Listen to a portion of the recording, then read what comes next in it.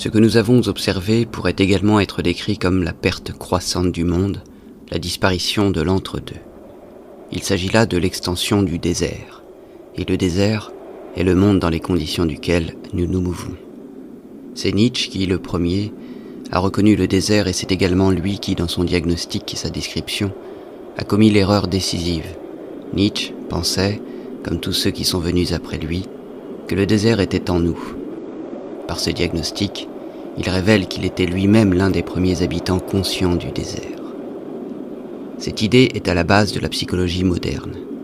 Elle est la psychologie du désert et également la victime de l'illusion la plus effrayante qui soit dans le désert, celle qui nous incite à penser que quelque chose en nous ne va pas, et ce parce que nous ne pouvons pas vivre dans les conditions de vie qui sont celles du désert, et que nous perdons par conséquent la capacité de juger, de souffrir et de condamner. Dans la mesure où la psychologie essaie d'aider les hommes, elle les aide à s'adapter aux conditions d'une vie désertique.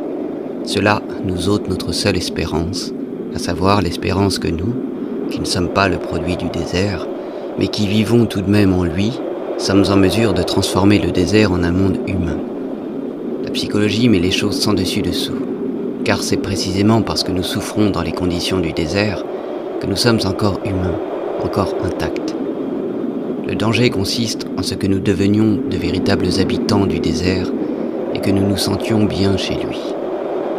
L'autre grand danger du désert consiste en ce qu'il recèle la possibilité de tempêtes de sable, c'est-à-dire que le désert n'est pas toujours une paix de cimetière, là où en fin de compte tout est encore possible, mais qu'un mouvement autonome se déclenche. Voilà en quoi consistent les mouvements totalitaires. Leur danger tient précisément en ce qu'ils s'adaptent dans une très grande mesure aux conditions en vigueur dans le désert.